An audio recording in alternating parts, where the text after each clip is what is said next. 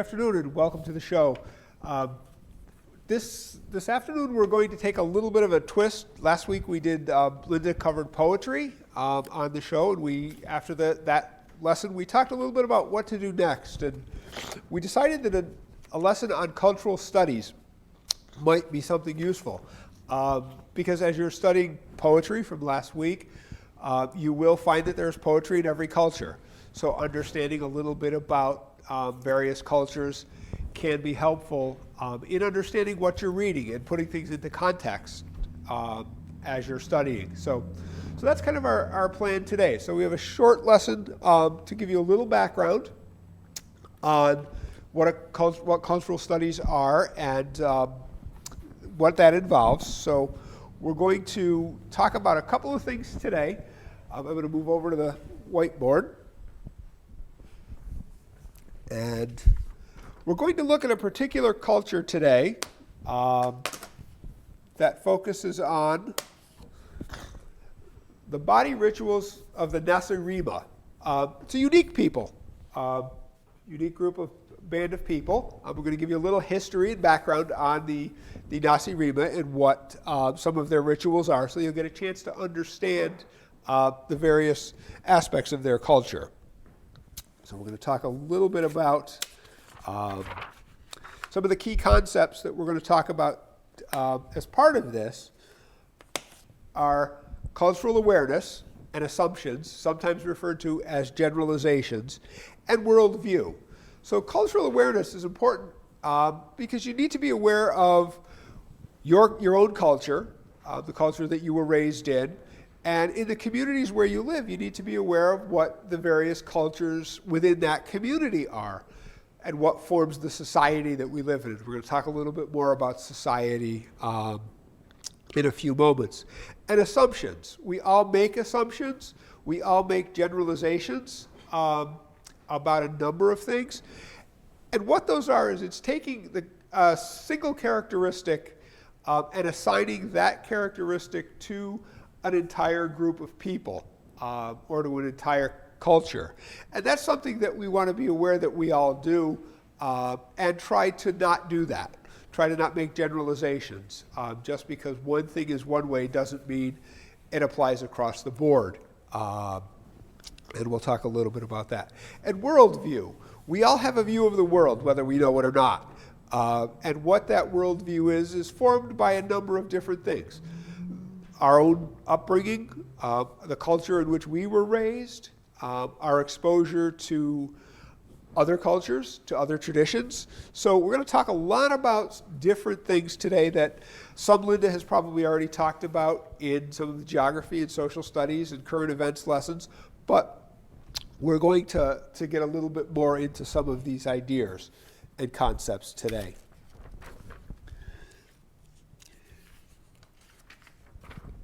The subject areas that we're going to touch on, we're not going to cover any one of these in great detail. There are 4 of them. We're going to talk about social studies, so there's a little history, some geography, language arts, so there's some reading, there's some things that are involved in language arts. Environmental studies we're not really going to get a lot into today, but we may get into that in some future lessons. So this one lesson in its entirety would cover those 4 subject areas. But today we're going to focus on social studies, a little geography, and some language arts, some vocabulary words that we're going to go over. I'm going to show you in just a second some of the vocabulary that you're going to hear today. Do you have anything you'd like to add, Linda, so far? So far, so good. Okay. Yep. So some of the vocabulary words that we're going to cover today, I've already used some of them. Society, we're going to talk about what a society is. We all live in a society and what that society is. We're going to talk a little bit about culture and what defines a culture. What does culture mean? Some of the other things you may hear are sociology, anthropology, 2 domains from the what they call the social sciences. Lost my train of thought there for a moment. Ethnography. Ethnography is the study that we're doing. It's the study of another culture. So we're going to talk a little bit about that. We're going to talk about rituals. Subcultures. A subculture is a break-off of the larger culture. So we'll talk about subcultures maybe a little bit in this lesson. If not, we'll make sure that we address that in another lesson. We've talked about generalizations and assumptions. I know Linda has covered bias, explicit and implicit bias in other lessons, so you may recognize that. We've talked a little bit about generalizations and a market economy. Market economy is kind of what drives the local culture, the consumption of goods, for lack of a better way to put it.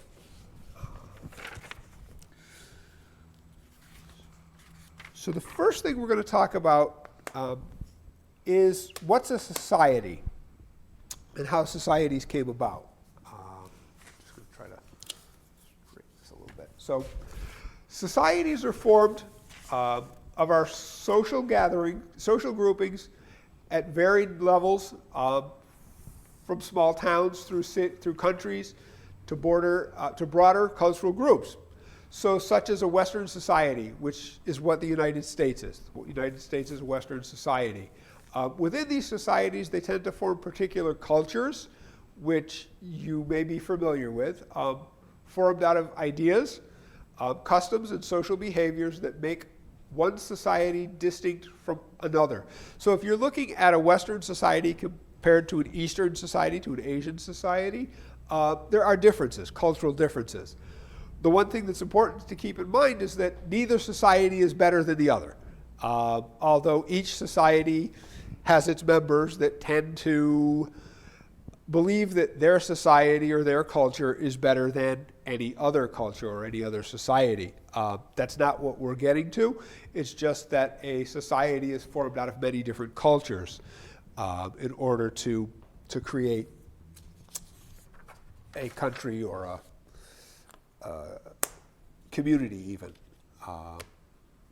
So we talk a little bit about culture. And culture is crooked. Turn that up a little. There we go. So culture is an exceptionally complex word. The second or third most complex word in the English language. So it really has the, grab my notes, sorry. Let me just break off for a minute here. To my notes. So the culture, as I said, the third most, it's a body of artistic or intellectual work, a process of spiritual or intellectual development, the values, customs, and beliefs and symbolic practices by which men and women live, and a whole way of life. So culture has been around for a while and understood differently. The first major reaction came from the American School of Anthropology, and that was initiated by an anthropologist by the name of Franz Boas around the 19th century. So the word culture has only been around since the 19th century.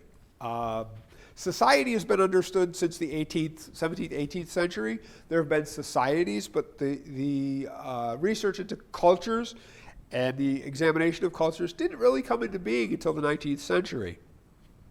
And ever since, Boas has been considered the father of anthropology.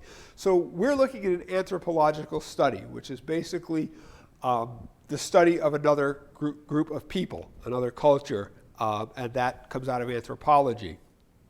And he separated the concept from that of civilization. He asserted that culture is not singular, moving along evolutionary lines to culminate in European civilization. Culture is it's plural, and it refers to the cultures of individual human groups. There are many cultural realities and experiences, and none has a moral superiority over the others, which we've already talked about a little bit. In the idea of what they call ethnocentrism, thinking our culture is the best. So thus he relativized and pluralized the concept of culture, that all societies have their own integral and internal histories and patterns of development. So that's giving you an idea of what goes into the development of a culture. One other word that we're going to talk about, and then we're actually going to get into the study in just a minute, is ritual. And I think we're all familiar with what a ritual is. It's a set of actions or words that are performed in a regular way often as part of a religious ceremony, political swearing in. A ritual is also any act done regularly without thinking. So if you take a moment and think about all of the things you do every day without thinking about those things. It can be getting up in the morning and your morning routine.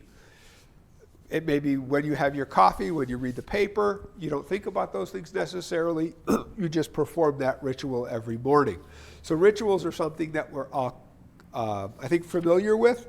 We may not always understand what those rituals are. And we talked just a little bit of background now on the study, and then we're going to move into it. This study was originally done in 1956 by an anthropologist at the University of Michigan by the name of Horace Minor. So he's the gentleman who actually did the study of the Nasirima and wrote the ethnographic report on the Nasirima. So that was his contribution to, part of his contribution to the field. So a little bit of history on the Nasirima, and then I'm going to get into their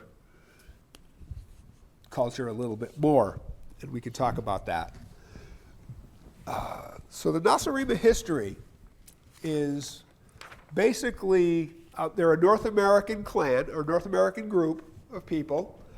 They live in the territory between the Canadian Cree, the Tagay, the Tarahuna of Mexico, and the Carib and Arawak of the Antilles.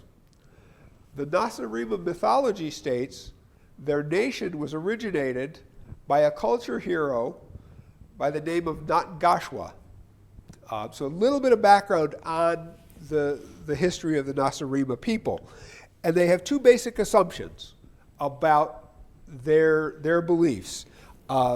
Their first assumption is that their main belief, the human body, is ugly. They think they're ugly. They're prone to weakness and disease. So these are two things that are central to their assumptions of the world around them, that their bodies are ugly and that they're prone to weakness and disease. Do you have anything you'd like to add, Linda?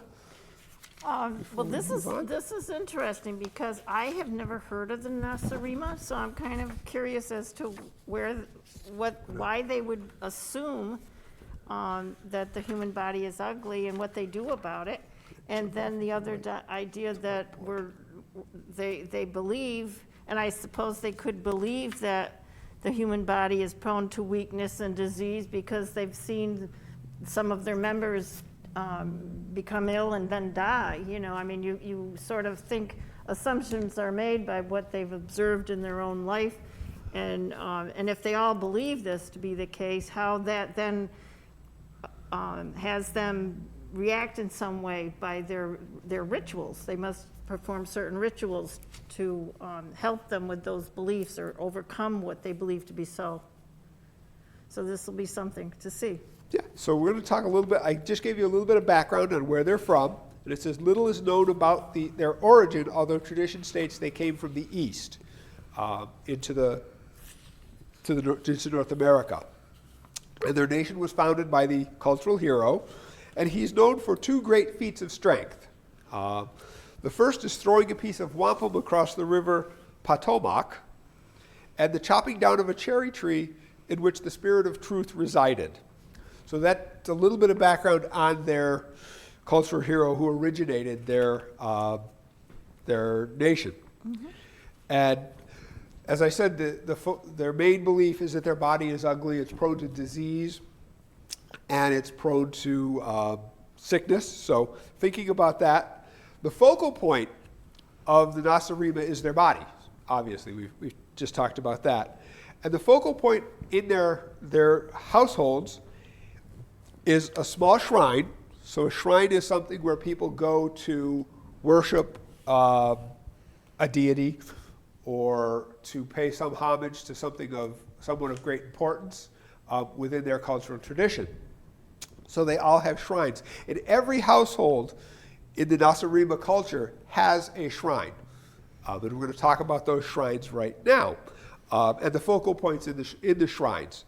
So the focal point of the shrine is a box or chest which is built into the wall. So they have something built into the walls within their little shrines in their homes.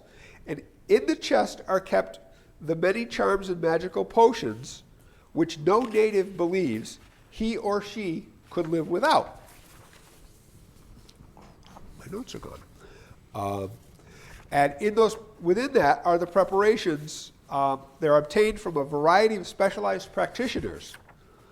The most powerful of these medicine men are rewarded with large gifts. So they're rewarding their medicine men with large gifts. However, it's important to know that the medicine man doesn't provide the potion to the client, but they decide what the ingredients of that potion should be and then write it down in an ancient and secret language. This writing is understood only by the medicine men and their herbalists, who for another gift provide them with the required charm. So two things here that are kind of interesting is they have the shrine. The shrine contains all of their potions, and they have to go to one medicine man to get the potion recipe. Then they have to go to the other medicine man who then makes that potion for them. It gives them the required charm. Beneath the box is a small font. Each and every member of the family enters the shrine room and bows his or her head before the charm box. They mingle different sorts of holy water in the font and proceeds with a brief rite of cleansing. So they start their ritual by cleansing themselves. The holy waters are secured from the water temple of the community, where priests conduct elaborate ceremonies to make the water ritually pure. So there's a lot of things that go into the rituals of the Nasirima in just getting started. And they're kind of a unique group of people. Anything that you noticed that was kind of different, Linda? Well, the idea of purifying yourself, that's in many cultures, right? That before you start on your task for the day. So that seems sort of typical in an ethnographic study we're talking about, right? So to see how they start their day and what how they start out, especially with those two beliefs, which I find a very interesting aspect to the uniqueness of this group.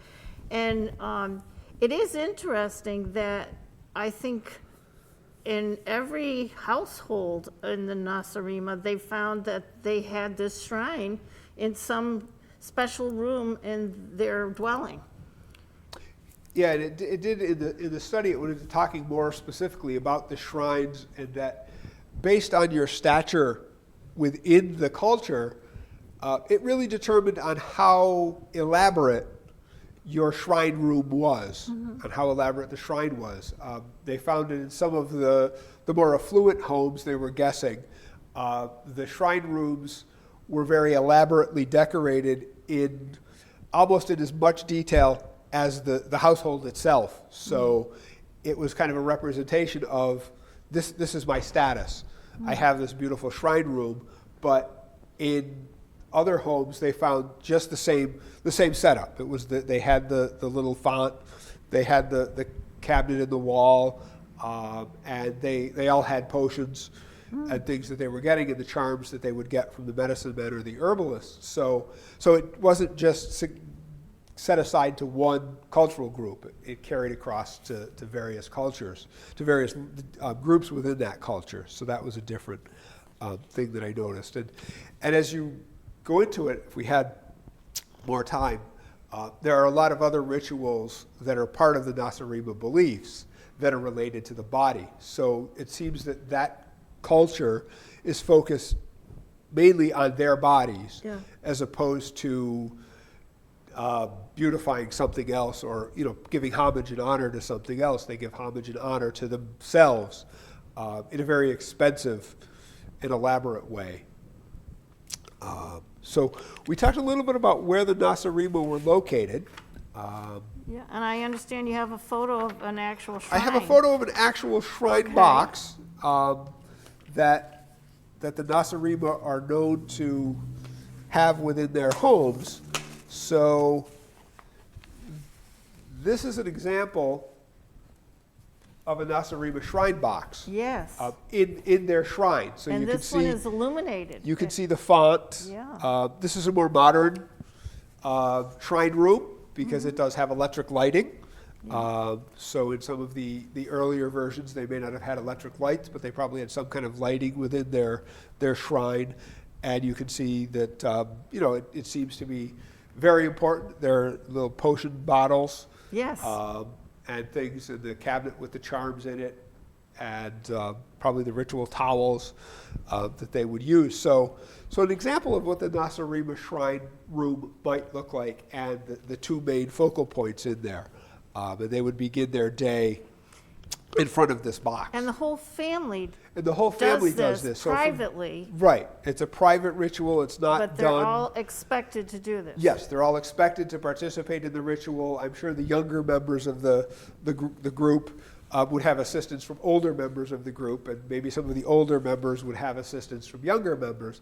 But every member of the group is expected to go to the shrine room or have the components of the shrine room brought to them if they're unable to do that. So it's not something that they didn't do if they were unable to make it to the shrine room. It could be brought to them. So I'm assuming it components. goes with the same, those two beliefs. So the potions are to make the body look less ugly, and or the vials and bottles inside this shrine box are meant to make you stronger, because it's weakness and disease, make you Right. stronger and healthier. And healthier.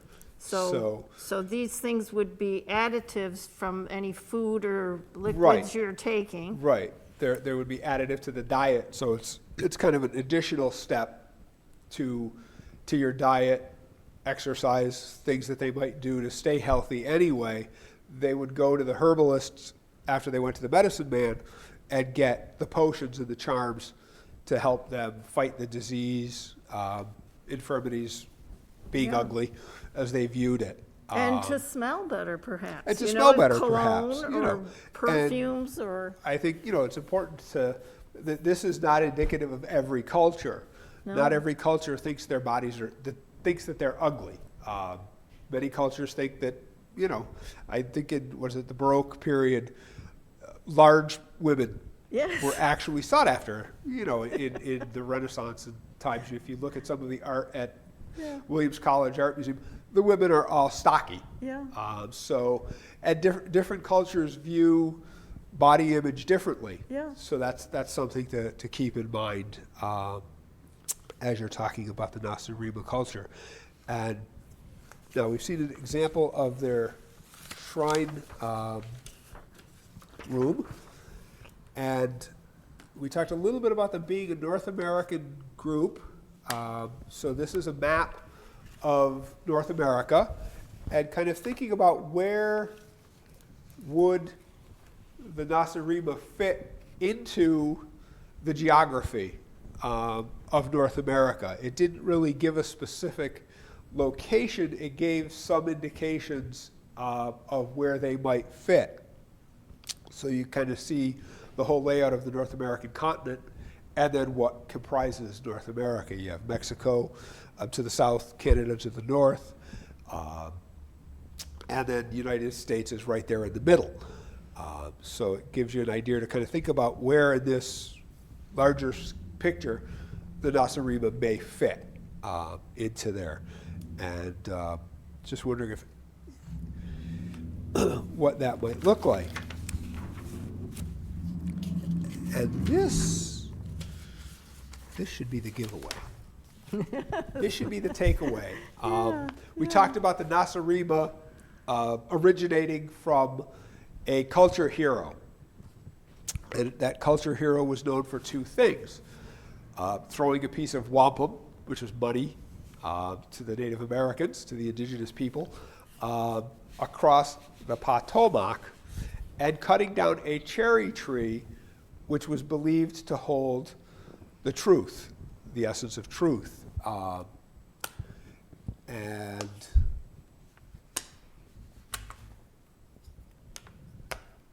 Is that Washington? this is believed to be the culture hero. This is the culture hero that the Nasirima talk about.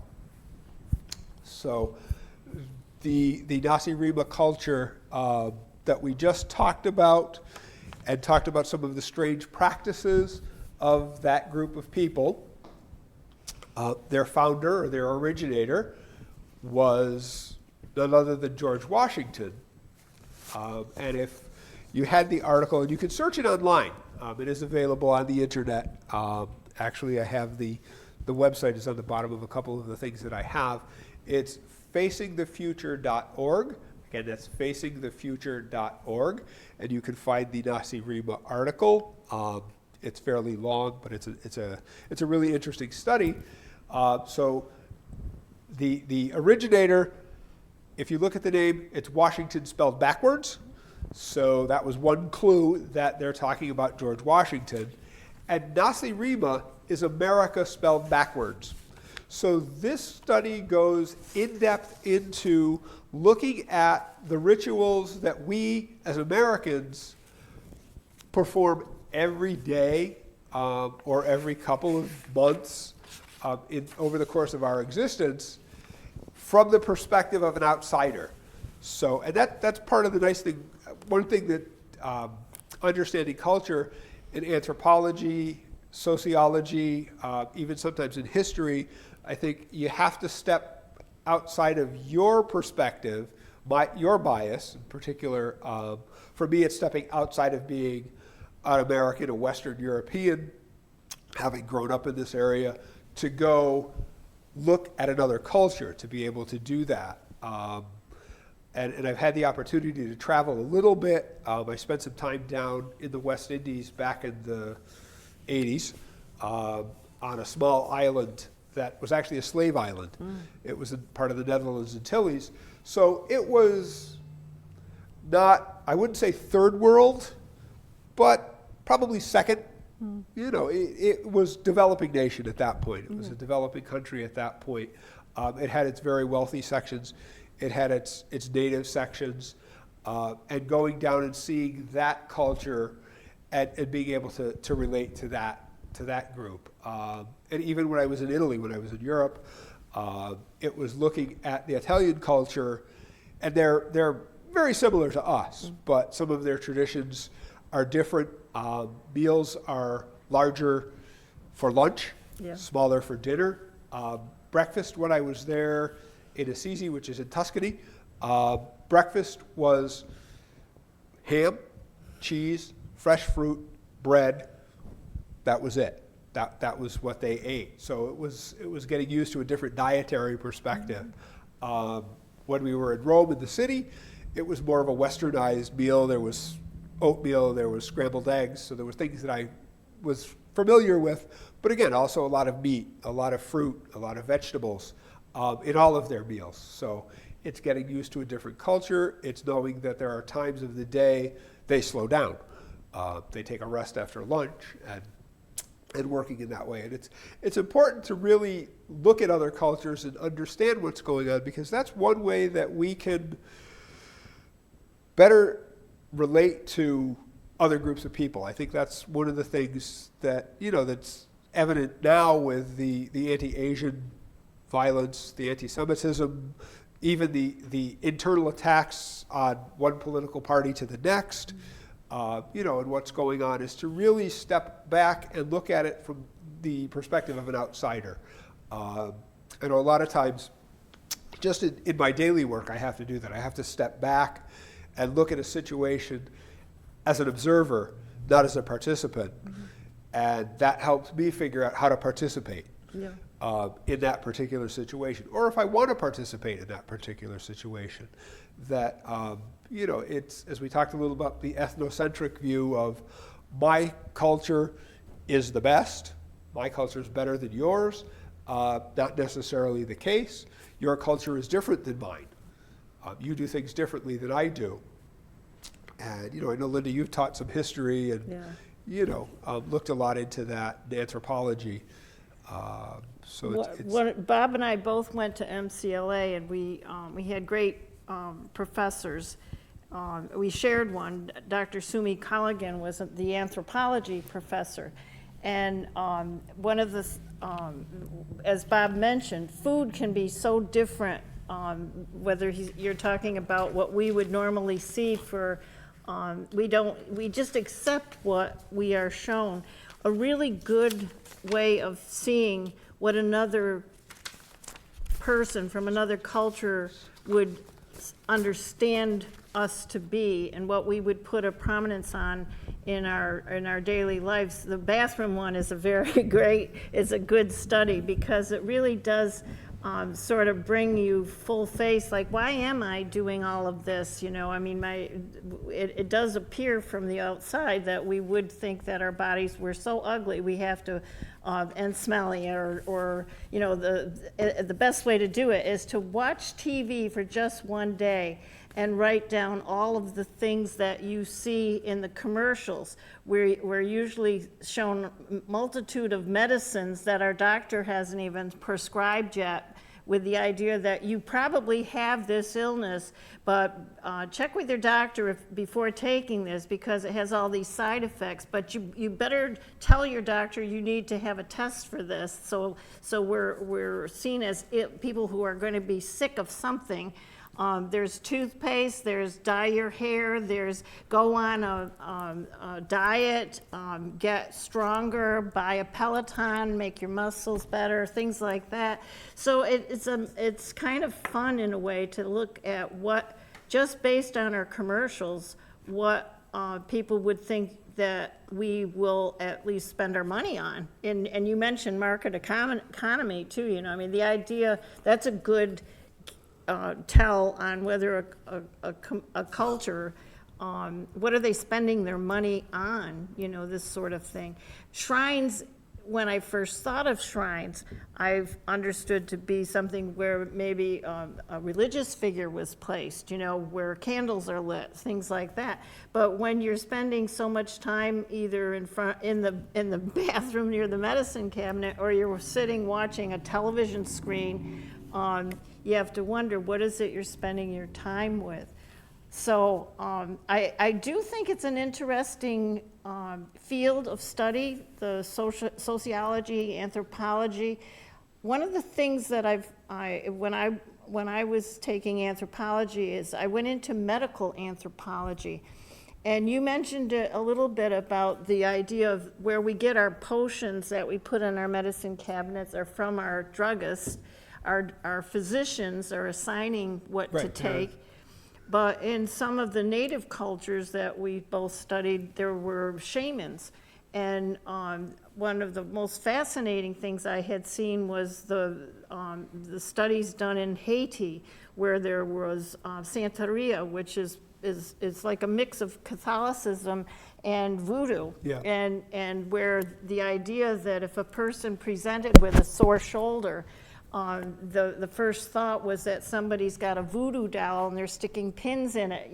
Right. Sickness in that culture is that someone's mad at you and maybe put a curse on you. Yeah, you've been cursed in some way. So each culture looks at disease, or infirmity in a different way, and treats it in a different way. I mean, in some cultures, if back in biblical time, the early centuries, if you were a leper, if you had leprosy, which I forget what they call it now, but you were shunned. You were driven right out of the community, so you couldn't live in the community if you had some infirmity that was noticeable. So eczema, you might be banned from being in North Adams. You might have to live, in the woods of Mount Greylock. Be separated. Separated from the community. So, each culture dealt with it in a different way, and I think even within our own area, I think I worked one summer at Shaker Village, and they would go to a doctor, but many of their remedies they grew right in the garden. Yeah. Many of the medications now that we see prescribed by doctors, you can grow in your garden. the ingredients. So they would go out, grab a plant, chew on that leaf or make a tea.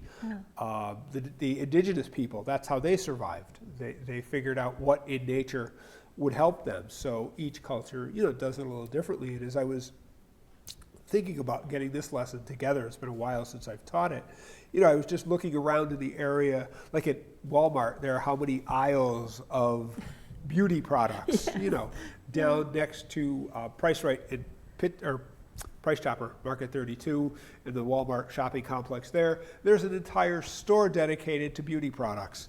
There's Sally Beauty Supply. There are these stores that we have created now to cater to just getting the potions to keep our bodies from smelling or having wrinkles or, all of those maladies that were talked about in the article. And to think about the increase in plastic surgery, of unneeded, in some cases, unneeded plastic surgery, because people see their bodies as being less than desirable, and a lot of that is due to, as you mentioned, Linda, the TV. It's just starting now to turn around, I think. I think so. And realize that society is made up of more than the Barbie doll image. When we were kids, when we were younger, it was the Barbie doll image or the runway model.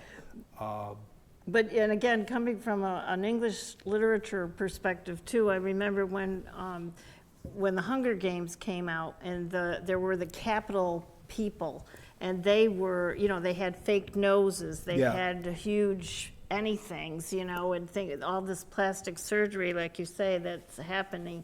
I do see another phenomenon, though, because there were other cultures. We studied in the Hawaiian Islands and whatnot with their tattooing. Nowadays, even in our Nasirima group in North America, the tattooing is a more acceptable cultural phenomena that we see in our own that's changed since we were younger. It used to be sailors maybe that had been over there, came back with tattoos and things like that.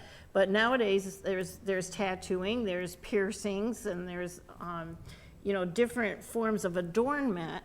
And we used to, the first time I even thought of other cultures, I can remember, was the magazine National Geographic.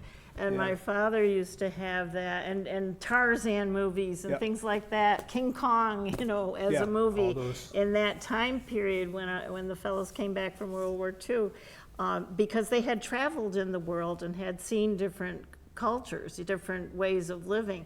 The thing that I do find interesting is that each culture seems to have certain rituals that they develop when there's certain mysteries of life. So there's a lot of birth rituals, and they're different based on a culture. There's a lot of death. Like I'm thinking of like the Day of the Dead in Mexico, where when I first saw that, I'm there. Why would there be like a skeleton with a veil and a bride and things like that? But I've since learned more about that. But each, birth, death, marriage, even as far as arranged marriages, how do people get together and form a family within a society of people, and how are the children educated even? Native Americans, as I recall, they didn't really educate their children per se. They kind of let them run wild and get to know their natural environment. But they would go on a wilderness quest where after they had been taught to use a bow and arrow and things like that, and they had to live on their own and like for a week or something. The earlier, like the indigenous cultures and even some Eastern Europe, some cultures, it was more that rather than have a formal schooling, they would sit with the elders, with the older members of the community, and the older members of the community would pass down their knowledge. So it wasn't formally being in school for a certain number of years. You were learning how to exist, but you were learning the history of your people, the history of your culture, in oral tradition. It wasn't written down, so there were no books to read about what the journey from your original place of origin to where you were located now happened to be. And I think that was a really neat way to do it. And I think that's where we get a lot of our misinformation. Like I mentioned in the article, that the originator, George Washington, it's believed, cut down a cherry tree. Yeah. There's no proof that he cut down a cherry tree. It's been a story that's been around for years. I mean, I've heard it since I was a little kid. Yeah. So it's assumed that he cut down the cherry tree and he could lie to his father. So that's something that's attributed. And he was a truthful man. Right, he was a truthful man. So that's attributed to George Washington. And there are a lot of myths that are out there that are accepted relating to rituals and why it's important and what makes it a certain way. A lot of it that's been passed down is because at the time that it originated, it was to keep you alive. Yeah. It wasn't that it was a bad thing to do this, but it didn't stay as long. Right. So there are a lot of things that happen, and I think it makes our culture interesting even to study as an outsider looking inside. Yes. To look at our culture and how it changes. And how it's changed from when we were kids to today. And we talked, you mentioned the tattooing and piercing. We talked a little. I mentioned subculture, so that would be a subculture within the larger culture. Not everyone in our culture gets tattooed, right, or gets a piercing, right. But there are some groups within the culture that do get tattoos, that do get piercings, and that doesn't make them bad people. No, it doesn't mean because they have a sleeve, as they call it on their arm. My goddaughter informed me that's what she has. It's a sleeve. She's tattooed from shoulder to wrist. Yeah. So and that doesn't make her a different person. Yeah. But the thing that too, I think that's important that and you use the term ethnocentric, and we can't. That's the part we need to educate ourselves on. It's just because things are different doesn't mean one's better than the other. It's just different. That's the thing. But the thing that I do find unusual in our culture lately is the idea of a rite of passage. Yeah. So there was the idea, it used to be marked by certain accomplishments. So I can remember just in my lifetime, when you were 16, you were looking forward to driving a car. Right. And getting your license. That seemed to be some sort of a rite of passage that you were going to be considered more responsible. Yeah. You had gained a skill. Hopefully you could get your father or mother to let you borrow the car, but you would get your license. That used to be a rite of passage. Then graduating from high school used to be a rite of passage. Then you went into work or you went into college or some further education or training. But our children today, you wonder what their rite of passage looks like. What is it that is going to tell them, okay, now you are now respectable, you've become an adult. Normally it's the age of 21, because that used to be when you could have a beer or vote, or things changed for the voting after Vietnam. But the idea of when is that time between having other people look after you and make decisions for you, and then when is it you now are responsible for yourself and your livelihood and how you're going to survive, the rest of your life? Over time, I think it's just we've become such a, I don't want to say mechanized society or technologically advanced society, that we've gotten away from a lot of those experiences. Yeah. Every culture does have its defining rite of passage for young men or young women. In some of the African nations, it's very pronounced. Yeah. It's happening. In our culture, it was like you said, 16, you could get your learner's permit, you might get your first summer job. So that gave you a little independence. You'd graduate high school and then go on to work or college. With the pandemic, we haven't had those rites of passage for the kids Yeah. from, preschool to kindergarten to first grade, on up. So those are kind of a dying perspective, I think, and hopefully not. Hopefully when, things go back, we will have some of those traditions brought back to really identify for people where the next component of their life begins.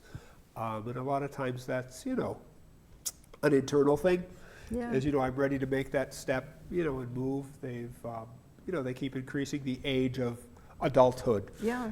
For certain things. Certain things at 18, you're still required in the United States to register for the Selective Service. Yeah. You can't drink till you're 21, but for some of the federal programs for youth, you can now go up to 24. Okay. So, it's, Yeah, no, it's extending those it's more deadlines. fluid. It's a fluid It is. process as to when is a young person an adult? Yeah. When is an old person too old to, to keep going? And, there used to be a point where at 65 you retired, that was it, you didn't And work. you're out. Now people are working well into their 80s or 90s, in some aspects. And unfortunately, some of that is due to need. Some of that is just due to their need to feel needed. Yeah. And I think, that's something that our society hasn't always acknowledged, the importance of the wise, what would be considered the wise ones. Yes. In other cultures. So it's recognizing the importance of the members that make up our society, and and recognizing the contributions that each cultural group makes to making our society, and not thinking that we're better than any other cultural group, or that we're entitled to something because. I think it's something that that's But also the emphasis on education. Yeah. For us, I mean, we're in that field, but it does seem that a lot of different cultures put more emphasis on reading from others who have gone before. The writing has been now put down. It started, as you say, with storytelling from the older members of tribes and whatnot. But even in our own society, the documents that have been written, how many people have read the Constitution, how many people have an understanding of government, or things like that. Certain cultures, it's very important that you like read Confucius, or the wisdom of the ages, or that cultural's icons. What did they say about living, and where is our guide? No, I think that's like you said. It's that it's going back to the wise ones, or those who went before us, and reading their writings to understand what were they thinking about this back then, and what are we doing now? What's the situation now? I look a lot of times I used a video that was done locally by a sociologist at the college, Maynard Cedar. Yes. And it was called Farewell to Factory Towns. Mm-hmm. And it talked about the closing of Sprague, the coming of Mass Mocha, and what was promised or what was envisioned some 35 or more years now with that process, and what we see when that was done back in, I think, the early 90s to the 2000s, and looking at that, and then looking at the current situation, it's really revealing that it's almost like stagnation.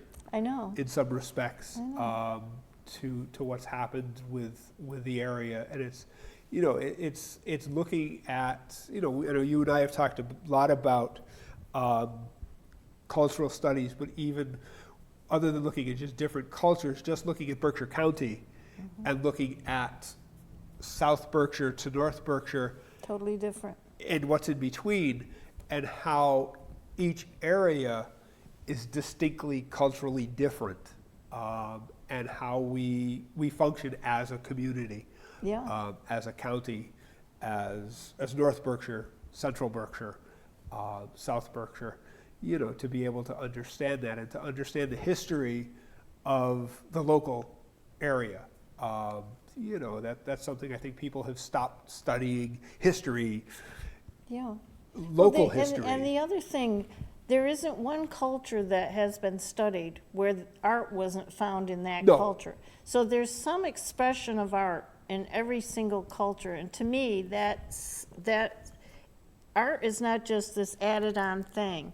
It's using your imagination to paint a flower, even though the flower exists. Yeah. To just the act of to painting immortalize it is something we need to be able to use our imaginations. And it could be dance, it could be painting, Right. it could be, Performance creating art. something Yeah. from your own sense that wasn't there before. And when Mass Mocha first was coming, we were asked when we had the donut shop, people came in and videotaped us, Yeah. asking us what we thought would happen, and I was very encouraged that that was going to be the case. Yeah. We see more tourists that Yes. come to Mass Mocha Yeah. than local people that go to see the art and things. So it's kind of an interesting thing, whether we have that appreciation or we don't, but we have amazing museums right around us, you know? And that's one of the things is they start talking now about the Berkshires and summer coming and weather coming, is they talk about our wonderful artistic culture. Yeah. So that's a subculture of the culture that we live in. That's we right. are in a very art heavy area with Tanglewood and Lenox and Yeah. the Berkshire Theater Fest and Williamstown Theater Fest and Mass Mocha and the Clark and many of the other smaller museums, the Rockwell Museum, the local history museum here, Yes. in town, to be able to take advantage of the culture and the natural beauty, the artistic and natural culture that we have. The touristic culture is what they use to kind of describe the area, and that's great, but that's not the only culture. Right. There is a culture beneath and encompassing that tourist culture, and that's the culture of the people who form Yes. the community, Yeah. the society that lives here, and what makes up that And society. I think it is a generational thing, like you say, we've talked about this quite a bit, where you have to have been around in an environment that awards you, or at least tells you, yes, that was a very interesting thing you did, where you have been able to break out and say, I'm going to try something different, and not be put down for thinking a little bit outside the box. Yeah. And to take a risk is very scary for a lot of people in our area.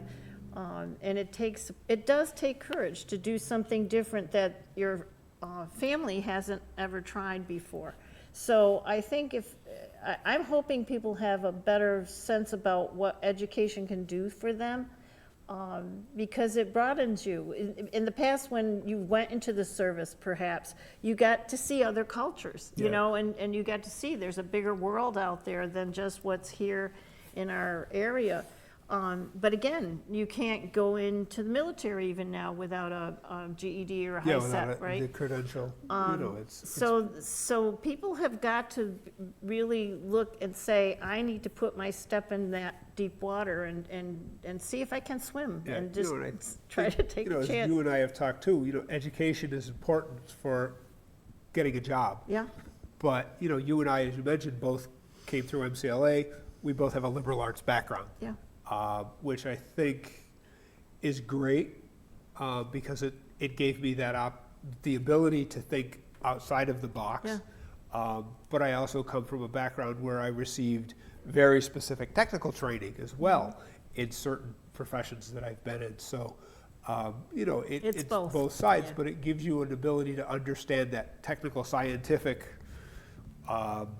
training that you may have had, but to look at it in a broader picture, to see that what's in front of you is not just a pen, yeah, but you can think of it as you know, I could poke something, you know, I could hit something with it, I could drive a nail in with it, I could, you know, Yeah. use it in a different way. Or if it's a person in front of you that's, you know, just having a bad day, it's not, they're just having a bad day, there's something else that might be going on. So I think, you know, education is important in figuring out how you understand education, and the perspective that Linda and I think we in the program take is that it's not just the content. Yeah. It's not just getting you to the credentialing exam and passing that. It's giving you the skills to get you into the workforce so that you can think critically, which is what I hear employers are looking for. They're Yeah. looking for that well-rounded person. They can teach you the technical skills, but they want you to be able to think, to be able to work outside the box. And that was part of what a lot of people here who worked in North Berkshire, they were mill workers. Yep. They were set in front of a machine, and you were saying that just the other day. You push this button when the bell rings, and then when the bell rings again, you Right, push for this lunch. button. And there Right. was no creativity to that. No, there was, You know, you didn't really need to so, think beyond yeah. the task in front of you, and now Now you're- employers. They're you could- looking for right, creative thought you know, minds, You yeah. could be working in an auto body shop, but they want you to be able to think Yeah. outside of the box maybe, to do that. So that's, you know, that's one of the things I think that's changed in culture.